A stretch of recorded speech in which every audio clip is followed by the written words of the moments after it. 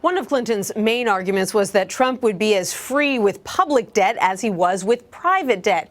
Here's how he responded to that on Twitter, DeMarco. He said, "I am the king of debt. That has been great for me as a businessman, but is bad for the country. I made a fortune off of debt. We'll fix U.S."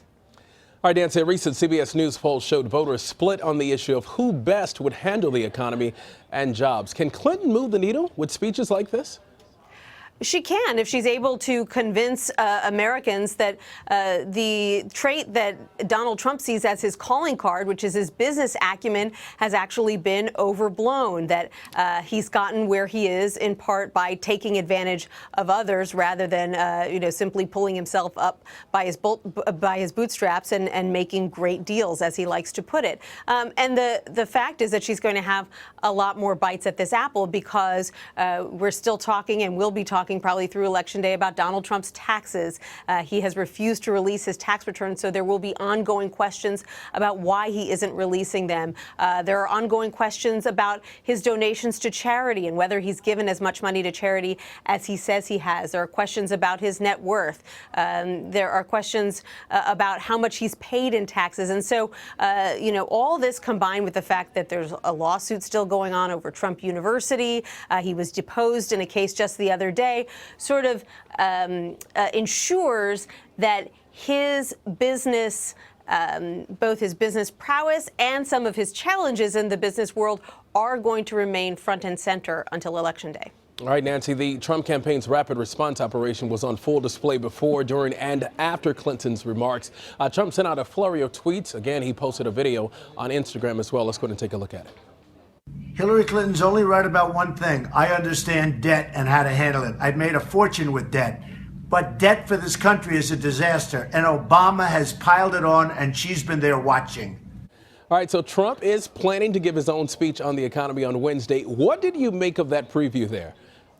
Well, he was trying to show, and his campaign was trying to show, that they are nimble, that they can be responsive in the face of a lot of criticism and some concern among Republicans that his operation is too small, doesn't have enough money, doesn't have the staff, doesn't have the organization to go up against the Clinton juggernaut. It was interesting. He started out responding to Clinton's speech, and then after that, over the course of the afternoon, we just got a barrage of press releases about all kinds of things, announcing staff additions and a new website. A short time ago, I got a release from the Trump campaign saying they're launching lyingcrookedhillary.com.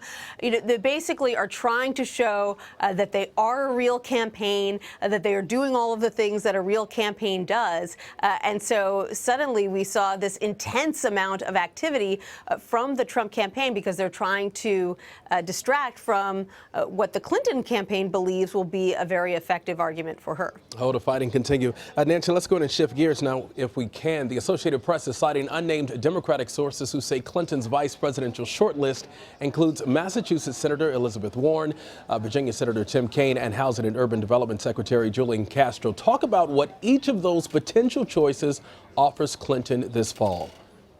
Well, Elizabeth Warren, as we have seen, is a great attack dog against Donald Trump, number one. She's a hero to progressive Democrats, number two. So anyone who is still depressed that Bernie Sanders is not going to be the nominee might welcome Elizabeth Warren on the ticket. There's the novelty of having two women on the same ticket.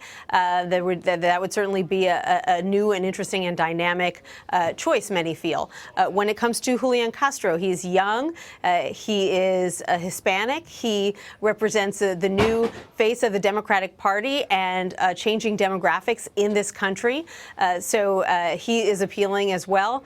And then Tim Kaine is from a swing state. He's from Virginia. He does have a military background, which is helpful when Clinton says that one of her chief criteria for a running mate is somebody who can take over at the drop of a hat if anything were to ever happen to her. He is known in the Democratic Party. He's been a governor. He headed up the DNC. So he's got a lot to recommend himself as well. All right, Nancy Cordes, you are the expert. Thank you. Always good to see you. You're welcome.